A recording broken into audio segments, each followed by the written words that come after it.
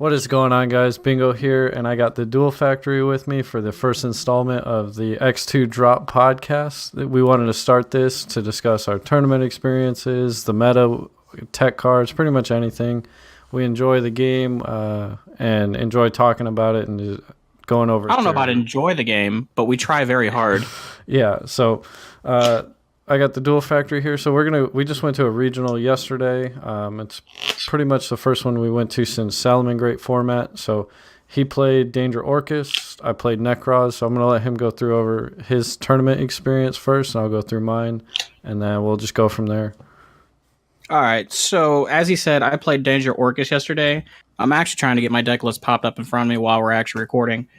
But overall, I like the deck a lot. I think it's real nice. The reasoning behind it is because I feel like it could play through any hand trap other than Lancia that's recently resurged in the meta, but we'll talk about that a little later. As far as the deck build goes, a lot of it, you kind of just want one card ways to get into Mermaid, but you also want to be able to resolve your Mermaid. I know you were between Danger Orcus, Salamangreat, and I think you contemplated Thunder quite a bit, right? Yeah, those were the three decks that I chose. If you guys have been following the channels, I've been playing Salamangreat a lot. By far, I think it's the most consistent deck that we have access to right now. The reasoning I didn't want to play it, however, is even though I'd be fine in the mirror, playing mirror matches in Yu-Gi-Oh! Is easily my least favorite thing to do. So I didn't want to play that. I had been playing Thunder a lot before Salamangreat, and then the Orcus deck just surfaced. I think its matchups are really good. The only problem is I don't think it has a play going second. The builds now that you see, they have Thunder Guard Dragon. They're just focused on building turn one boards that are huge and just going for game. But the problem is, unlike the Orcus deck, is why I chose Orcus over Thunder, is it can't play through hand traps as well. Like if you stop the Roar, if you stop the Saryuja, so on and so forth, it just bricks out of nowhere. So that's one of the reasons I like the Orcus deck a lot, is because a lot of the hand traps that are good against the meta aren't good against it, such as Droll. Ash is okay. No one's really playing O. That's kind of a scary one, but you can play around that one pretty easily. Like I said, Droll and Lockbird does absolutely nothing to you because you don't search. You search once in the combo, and that is to get the rank up spell. You search to trigger Droll, and after that, that's it. Yeah, that's it, literally. And then at that point, you're just clear to go from point A to point B, no problem. And then the combos itself, they're honestly not that hard. You just have to learn how to play around certain situations. Like, for example, if your Mermaid that's one of the interesting things about my deck list, is I ended up playing three Orcus Tor Harp. He's the one that special summons from the deck. And I felt it was important to play three versus the traditional one that a lot of the engines are playing. Because if your Mermaid gets stopped, but you still haven't used a normal summon, which is a common theme in the deck, is you can make Mermaid without ever having used a normal summon, you still have access to your full combo. You just have to go about it a little differently, and that's why I really like. Yeah, because besides Sky Blaster, what other normal summons do you play? The only normal summons you really play in the deck, I mean, you could technically consider the Dangers normal summons, but they're more extenders than anything. One of the things I've seen catching popularity ever since Dusseldorf is playing Neospace Connector. Having access to Dolphin's actually really huge, because instead of having to play around the hand trap, you can just take the hand trap straight out of their hand or force them to use it prematurely. Especially in the case of Ash Blossom, because they have to Ash the Connector or they're going to lose it. So that's why I really like playing Connector. Another cool thing that we did is in my list, I also played the Sky Striker engine, because me and my buddy Aldo, we were talking about it. If you open Engage, you can go Engage to get your drawn like every other regular Sky Striker combo goes. But when you add back with the Kagari that you're going to make off the token, instead of adding back Hornet Drone, you add back Engage. So you can add Eagle Booster, which is basically a searchable Call of Grave that forces your Mermaid through. But other than that, you only have 5 to 6 dedicated normal summons back. Okay. So I know we talked about the deck list quite a bit, and there's outside of the 3 Harp, it's pretty standard, right, from your list? For the most part. And the Eagle Booster, so the Harps and the Eagle Booster. For the most part, you're playing just the regular 11 Danger. For a while there, I was convinced that you should play 12, the 12th one being Bigfoot, only because it can out Floodgates and whatnot, but I ended up cutting Greffer from my list. So we decided not. I decided not to play that and just go with the 11 that a lot of people were playing. And honestly, I had no complaints about those. The PK engine was fine. I don't think you should play more than what we have for that, especially the PK cards are good, but you don't ever want to see them in your hand. Like for example, the cards I play were the Brigadine, the rank up spell, and then I opted to play one Fogblade, which was kind of cool because if you draw any of those one of those three cards that you don't want to see in your opening hand, you can just go get the other one. It's just another line of negation, which I thought. Yeah, it's just one card dedication to an extra form of interruption. It's usually pretty worth it. Drawing boots isn't the worst thing in the world, but any of the other ones are pretty bad. Yeah, like it's just another normal summon in your hand at that point. Yeah, I mean, like Cloak does. If you can get to Bardiche before using it, like it's a free special. So it's the only one that's not like a horrible draw. Right. But yeah, just like you just want to minimize the bad cards in your opening hand because honestly, that almost every card, and that's why I like a lot about it. You broke up a little bit. What'd you say?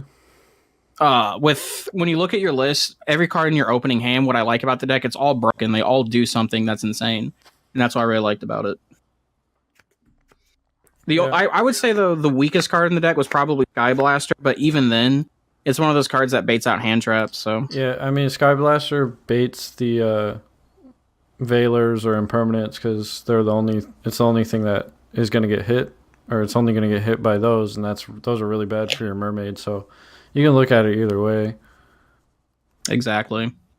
And then as far as the matchups go, I ended up playing. I'm trying to think of it because I know I played 3 to 4 Salamangreat. I can't remember off the top of my head. I only played one Thunder Dragon, and honestly, that matchup was the buy for this deck. And then, surprisingly, I got caught not paying attention, played a BA player. That was kind of unfortunate. Yeah, you took the L in time, right? Or like close to it? Yeah, and that's where hand track. So that matchup, that was probably the most interesting of the day that I ended up having. I lost the die roll, but he made me go first, which I thought was kind of odd, so I couldn't kind of get a read of what he was playing.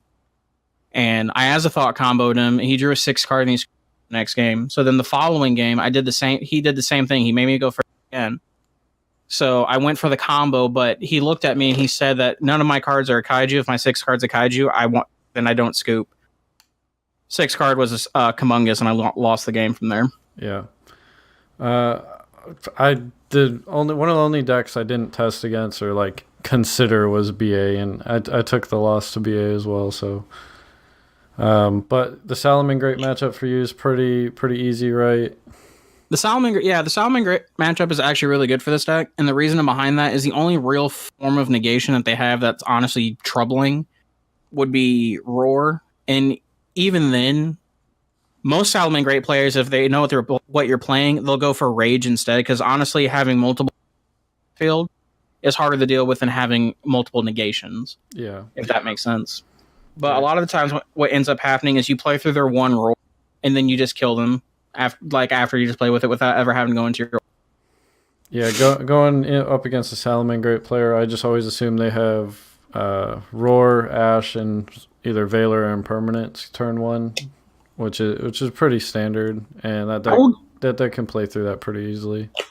I will give them credit though for one thing: the fact that they can main deck so many diverse hand traps is what makes that matchup kind of scary. But as long as you are able to navigate through the hand traps, you should be fine. Yeah, for your deck, it's not that impactful, but being able to add back Ash to their hand and just keep using that could be really hard to play through for a lot of the like tier 2 decks. Yeah, that's why I wanted to make the commitment of playing like Connector in the main deck and all playing through specifically for that reason. So you lost to BA, and what was the other one? The Salamangreat, and then you took a draw to what? You, of course. I just wanted you to say it. Yeah. I figured. So the event was pretty good. Going into round 9, we were both X2, and then we got paired up against each other for round 9, and we ended up drawing, not because we chose to, but because we actually went into time. So it was a pretty good event. Anything you would change for your list? The main deck, as of right now, I probably won't make any changes. I might try to incorporate Called by the Grave, but that's a stretch from that. The extra deck I would definitely change for sure. Well, There's a couple cards that I wouldn't want to play again. like what? So looking at it, just off the top of the head, I can tell you right now, for some reason I don't know this, but I opted to. Can you still hear me now? Yeah, I can. Okay. So I don't know why I opted to play these, but Top Logic Bomber Dragon I played because everyone kept telling me it was an honorary Orcus card. That being said, you probably shouldn't play it till the new XYZ comes out, the rank 8, because there was never a situation I wanted to summon it. Like, it was cute in theory, but it just wasn't very good. Yeah, I felt like people play it for the grind game. You know, it's an easy Link 4 you can get into, and then you can just have Babel on the field and trigger it. So, like, if you're all down to 1 or 2 cards, it's pretty good. Yeah. You should never get to that point, and if you are, you're probably in a losing situation. Exactly. Borreload Savage Dragon was another card I played because I was playing Destrudo in my list. Looking back at it, the theory behind it was sound, but in actual game application, I just never made it. Yeah, it just like doesn't come up. Yeah, it was just sitting there taking up space. Like, your hand has to be incredibly broken for this card to ever hit the field. And it just, like I said, it never happened. So, yeah, that's probably going to come out. There was Borreload Dragon in here, too, that I was playing, because I thought Thunder would be a little bit more popular than it actually was. And even against the one Thunder player that I was playing, I never summoned it. It never came up. I just made Boral Sword and killed him. What would you play instead? So, I would for sure make room for Space Insulator. The reason being is it's a lot better with your... Phantom Skyblaster, because it's a generic Link 2 that can be made with tokens. And it's also Dark Attribute, which the Orcus cards lock in the Dark Attribute for the term. And that came up once or twice where I needed to be able to make something to get into them, and I didn't have it, so I had to go a different route. Another card I'd probably consider playing since I'm playing Skyblaster is Saryuja. Just being able to make Saryuja before you do your Orcus combo and get 4 additional cards deeper into your deck and kind of sculpt your hand to see the route you want to go is really important. Plus, that's another card that baits out hand traps that doesn't stop your Orcus combo. So I would consider playing that. And then the only other thing I would consider is Time Thief Redoer. Although I think it's a really good generic rank 4 that you can go into. And one of the reasons I wanted to play it over Evil Swarm Thanos or Thanatos is because it can be made with a space connector that was summoned previously in your turn. Looking forward, I would probably instead just play Evil Swarm Thanatos because that card doesn't lose to Pankratops. But whichever way you look at it, whatever XYZ you're playing or anything like that, they're all going to lose to a kaiju of some sort. So... Yeah, because you can't activate that freaking rank up spell until they do something. So you can't activate it until the main phase. Yeah, most of the outs are pretty overlapping, but there's those just niche situations. Right, but once a Dark Neostorm comes out, it completely changes. Like, it really does. Yeah, you think the deck's going to shift to ranking up into Kali-Yuga? It's either what ends up happening instead of Kali-Yuga, the XYZ you get, it's a rank 8. So what'll probably end up happening is you switch over to making True King of Calamities. Oh yeah, that's what. And the cool thing about that, it eliminates Pankratops and Twin Twister being outs because you can use the rank up magic your first turn. Because Azathoth, the idea behind Azathoth is you want to summon Azathoth on their turn to turn them off for monster effects, whereas True King of All Calamities doesn't have that problem. Yeah. So, and then because of that, with Dark Neostorm coming out, the Top Logic Bomber Drive becomes a lot better than what it is now, especially with the rank 8 because it prevents your cards from being destroyed. So you just have a makeable nuke on your field at all times. Plus, you get a counter trap. So I don't think the main deck changes dramatically, but what you do turn 1 will change dramatically. Yeah, I feel like going against the Calamities. It's always hard. There's just never been a rank 9 turbo deck that's consistent enough. I mean, we had the True King deck, but they took away the best True King, so yeah, that's unfortunate. Side deck. What'd you side? So for my side deck, it was a little different than usual, but I sided 3 Phantasme. This was mainly for your Sky Striker decks and anything that was Dragon. I elected to play 2 DD Crow in the main because of the popularity of Salamangreat, which this card was really good for me this weekend. Just taking away their roars and stuff like that, so they just end on their board of their monsters that don't really have like any way to interact with you. Makes your game really easy. I also cited Radiant, the multi-dimensional kaiju, and I cited 2 Dinosaur Pankratops. The reasoning behind those is the reason we play Radiant is because you want to be able to still summon a kaiju if you've had to Orcus combo prematurely. It being dark attributes good. It's also just a high enough attack points where you can summon on your opponent's side's field and use it to kill them with Moral Sword. Pankratops was kind of, I don't want to say it was mediocre, but it didn't perform how I wanted it. Yeah. I noticed that quite a bit. That's what I wanted to play it, but it's just its applications aren't as important as they were 2 months ago or a month ago. Right, I think a month or 2 ago it was a lot better before we had all these Orcus decks and Salamangreat decks going around. And then the last 6 cards were just cards basically made going first easier, like Called by the Grave and Twin Twister. Okay. After though playing this event, I would probably want to find room to main deck by the Grave. But yeah, that's one thing I was gonna say is Called by the Grave. I definitely want to move into the main if I can. Yeah. So overall, it wasn't a bad event. We didn't get top 8, which is what we were there for, especially going into like the final round. You know, X2 going in the final round is always like a weird situation to be in. Yeah, there's always going to be a couple of them that squeak in at X2, but it is what it is. So again, Danger Orcus. So I volunteered to play the rogue deck of the format, in my opinion. Necros. Can we stop and appreciate that you didn't choose to play the deck? You volunteered to play Necros. Yeah, Necros, you know, I love it. I feel like it has some pretty good matchups across the board. It has some horrible matchups, which is why it's not doing as good. It's just how lucky do you feel going into the event, because you take a hard L to Danger Thunder Dragon. You have a really hard time with any back row decks, Subterror, which I didn't see like any Subterror. Yeah, Guru Control wasn't very popular for the event, and that was kind of weird. It's probably because it's expensive. It's just as expensive as, like, Salamangreat, but it's a worse deck. So, like, why not just buy Salamangreat? Yeah, play something that's more consistent, honestly. I mean, to be fair, you have 8 ways into Guru, so... Yeah, so I'm going to pull up my list so that we can look at it while I talk about it. I think it was this one. Yeah, this looks about right. So this is the list I played. The side deck's a little incomplete. These should be Thanos Dragons, but the deck performed really well.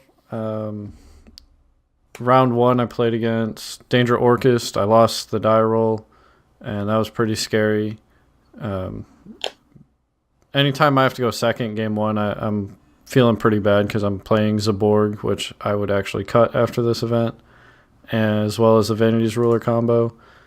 I was saying in the past with like Zaborg and stuff like that, when you summon it, especially going first, that's almost...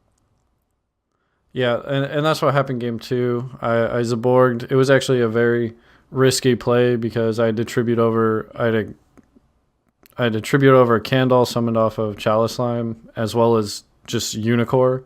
So it was like an all-in, like I'm either going to do this or I'm going to lose. So if you Veilered it or Permanence it, I would have just took the loss. And then game 3, we went into time, and I cowboyed. I went first, I cowboyed. He had 2.5 minutes left. He just didn't have enough time to combo. I had Valk in hand anyway. How'd that feel? That was pretty great. I kept looking at the clock. My heart's fucking racing. I got Manju and Unicorn on the board, and I'm like, screw it. What's the worst that could happen? I got Valk in hand. If he's got Called by the Grave, I lose. But let's just take a minute to appreciate that. The year is 2019. Shrit bit back to 1. There's no Senju in this deck. And this man with the new time rules is playing Gaga Cowboy and got a victory. Yeah, so that was pretty good. Game 2 or round 2, I don't remember what I played. Something pretty easy, I think. And then round 3 is my second loss because that was BA, and that was just unfortunate. I misplayed it. If I searched Valk instead of Gungnir, I would have won, but I forgot Yazi can't be targeted. Because I had Kloss and Unicorn on the field, and he farfed Unicorn away, and I was like, okay, I know he's got Destrudo and Grave, but so I took that loss pretty badly. Game 1, I opened unplayable. Game 2, Vanity's ruler, he literally couldn't do anything, and then Game 3, it was a grind, but he got it. That's one of the things I found interesting with your deck is you're actually opting to play the Vanity bow because you're playing Ben 10, right? Yep. Any boss monster that's searchable, I think, just beats out anything that's inconsistent. It's just not worth playing because it could resolve half your games or 30% of your games, but what about the other where you top deck it for your 7th card and then it's just dead? Right. Because that was one of the reasons I lost a game later in the tournament. Is I was just a grind match and I drew 2 Zaborg in 3 turns. And I just can't do anything with them. So after that, it was pretty good. Round 7, I played against a True Draco player, which was pretty scary. But Danko Seka is a pretty good card. So your True Draco matchup is kind of scary now. I think about it. It's really hard, especially when they open multiple floodgates, having to play through. There can only be one. It's not too bad. That's why I actually side it. But goes in match is really hard to deal with. Yeah, because a lot of your opening plays don't even start with water monsters. They're either light or... Right?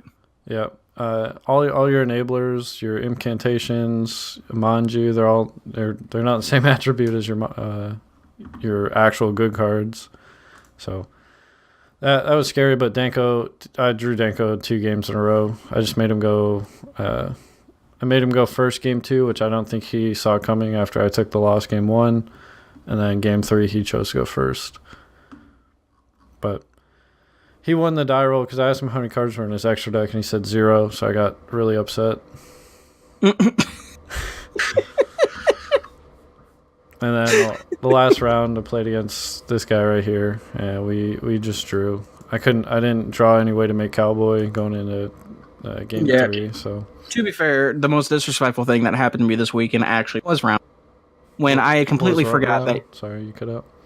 The most disrespectful thing that happened to me this weekend was when Vanity's Rule and Unicorn me, and I wasn't salty at the time, or I was trying not to be salty, but I could feel it just swelling up inside of me. Yeah, and that's like that combo is extremely consistent compared to hard drawing as a Borg. And turn 1, how do most decks out a ruler and a unicorn? It's like 1's not a problem. Impermanence is a card, but having to get over both is pretty difficult.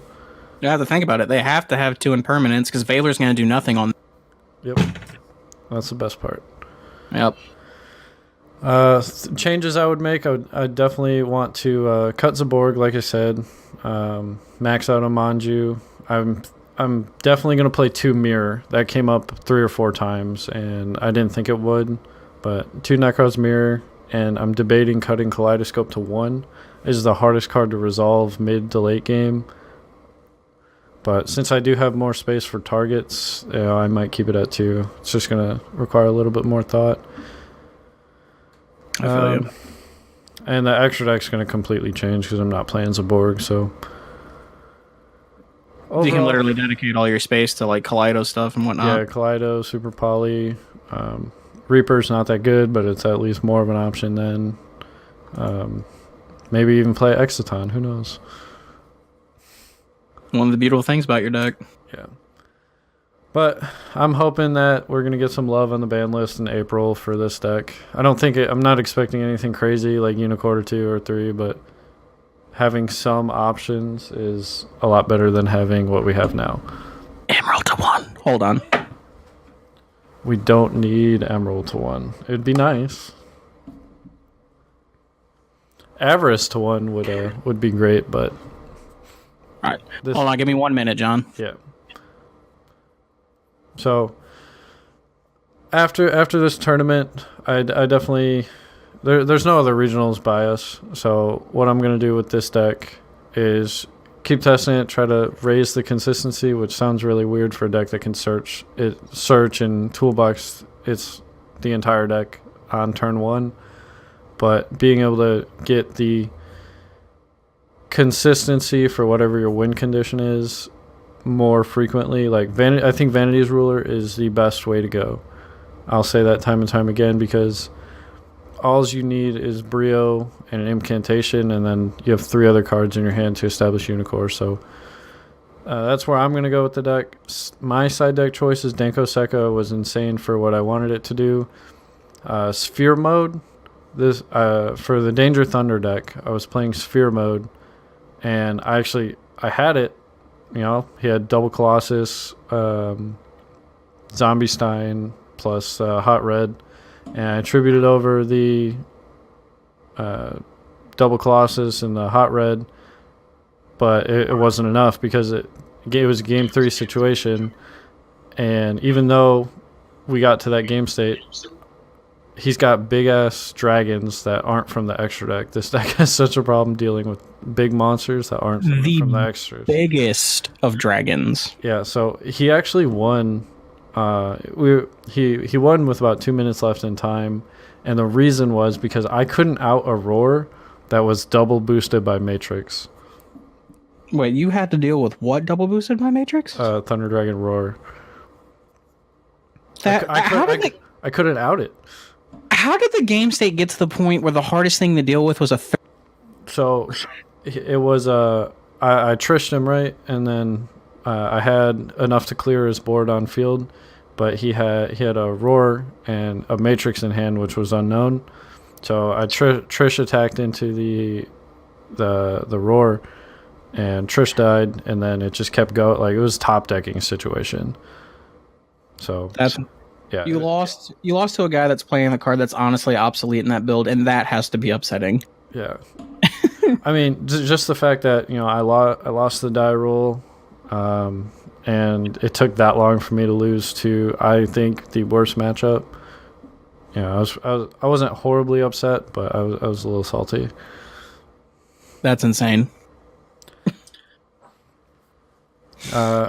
Super Poly never came up for me. In theory, it's still worth playing, right? Right, in theory, but like, it's a one of. Yeah, I mean, since I'm not playing Zaborg, my extra deck, I gotta play 2 targets for it. It's really not the end of the world. I know in testing, when our buddy Doug, who was playing Guru Control, he was main decking Super Poly, and I swear to God that card's glued to his hand. Every game. Doug's graced by the Yu-Gi-Oh gods, but his technical play is not. His technical play is to be desired, and we'll leave it at that. Yeah. Improve every day. We try, at least. We try very hard. Alright, so one thing that you kept saying round after round is Lancia is a hell of a card. Alright, so a little backstory here for those of you who are just now joining us and have never played Yu-Gi-Oh! Back in 2015. Lancia used to be a god card for a hand trap. It was broken against Necros. And there are like a couple of other rogue matchups that was a good against, like Ritual Beasts. That was a really good one to have. But Lancia against Orcust is literally the only thing you can't play through. And vice versa, because Lancia is being sided more heavily now because Orcust, it also, I think, affects Necros a lot too. Now, I don't know if you played anyone who sided Lancia. No, I think a lot of the inexperience from you know, a lot of the players these days either don't remember or don't even know what the deck does. Like almost every opponent had to read my cards, so right. they don't know, even if they're siding it. I don't think they know to put it in. Right, but me personally, I know within my first 3 rounds I got Lancia, and that is honestly backbreaking. Because what'll end up happening is you do your regular doing, especially once you gone through and kind of like felt through the hand, see what kind of hand traps they have, and they haven't done anything. So when you go to the Nightmare play, and then you link Orcus Nightmare and Mermaid into your Galatea, when it resolves, if you don't have the field spell up, they Lancia you, and then your turn ends because you can't summon any more of your Orcus monsters. And it is honestly the worst feeling in the world, because then you can't activate the effects of your PK cards in the graveyard. Your Orcus engine is shut off, and the only thing you have access to is your danger cards, and you have to have at least 2 or 3 in your hand to be able to play. Yeah, and then even if you do, like, what's your end game? There's not much. Like, if at the turn that someone Lancias you, if you have the cards in hand to do it, you have to kill them that turn with sword. There is no other play. Now, going first, I'm not saying it's an auto loss, but it's really hard to play. Yeah, you just gotta hope that they open pretty much unplayable or which is subpar. One of the reasons why Called by the Grave is so important, especially going in games 2 and 3, because it's so hard to play through that card. It just really is. And then vice versa, Lancia gets a lot of mileage against a lot of other decks too. Like I was saying, yours being a rogue deck, you're not going to see it as much pop up, but people are still going to try to play the Thunder Dragon deck, especially since of some of the success it has. And that card adversely is really good against that deck because you can't summon Legionnaires. You can't, if some people are playing it, you can't hard summon Titan. I mean, the applications just go on and on. Oh, and the baby guard dragon plays, you can't summon those either. Right now, for the current format, especially since you see Orcus decks popping up and whatnot, I think that card's really good right now. And I think it's amazing. Yeah, I'd say it covers about half the relevant meta decks, right? I mean, you don't want to side it against Salamangreat or Sky Striker. Doesn't really do much. If anything, it helps them. Right. But everything else, it's fucking great.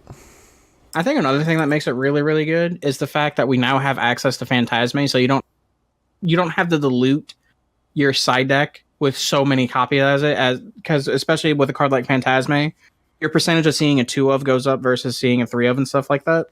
So right now, as a generic side, I think it's really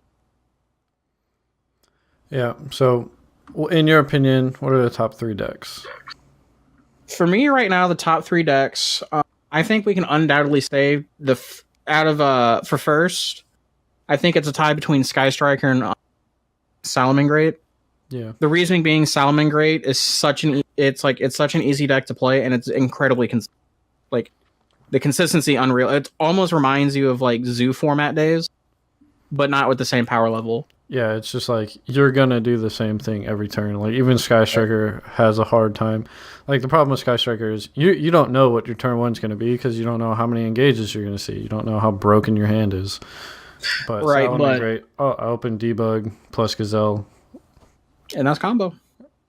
Yeah. But one of the cool things is, I think Sky Striker. We've seen Sky Striker rise in popularity because of it. Is because its matchup against Salamangreat's so good. Because you have access to your Widow Anchors, you can play just as many hand traps as they can, and honestly, you're a 1-card engine almost all the. Sky Striker's toolbox, main deck toolbox is just so much better than Salamangreat's. Like, yeah, they have Roar and Rage, but you have multi-roll, Widow Anchor, Afterburners, Jamming Waves, and they're all searchable off of fucking anything. The best search card ever printed in a long time. Like, I can't even think of one better. You get a search and a draw. Exactly. It's almost like doing Zoo combo without the subs. Yeah, without the fusion sub. We're not going to talk about that. That was a dark time for Yu-Gi-Oh! Yeah. It was about the same. I felt the same in that format as I did during FTK format with, like, Pendulum FTK or what was it? Not Slash Draw FTK, the one before that. Oh, that was Danger Dark World FTK. Yeah, where they were doing the Cannon Soul. Yeah, that was probably my least. I didn't want to play. Yeah, you essentially had 24 upstarts in one deck. You're gonna see. All right, so I mean, we covered a lot. We covered our regional experience, so we'll probably cut this first installment pretty early. So, Joe, you got any final words? The only thing I can say is watch out for Lancia, that's for sure, if you're going to play Orcus. But other than that, no, I thought the experience was really good. It was something, I enjoyed it. It was my birthday that day, so I enjoyed just hanging out, playing Yu-Gi-Oh! With everyone. Can we pause and say how we both packed Phantasme?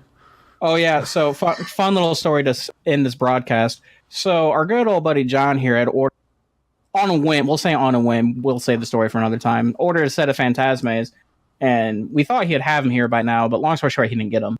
So we get to the event. I get my entry packs, and the very first pack I have is a Phantasme. I'm like, well, this is cool. We have one for John now, and then I'm pretty sure Doug was going to cover him on the second one, but he didn't. So, well, long story short, John gets there after me, and then Lord behold, his very first pack is a Phantasme 2. We eventually found a third, and we just had an Improv 2 set of Phantasmes. Yep. Like, I was going to play Secret Village instead for the Sky Striker matchup, but I just can't believe, like, we both packed Phantasme first pack. Easy peasy, that's all I have to say. All right, guys. Well, I appreciate you guys sticking around. If you got any discussion topics you want us to talk about, leave them in the comment section. But, it's been Bingo in the Duel Factory, and this has been X2 Drop. Thanks for watching, and check out our other videos. See you later.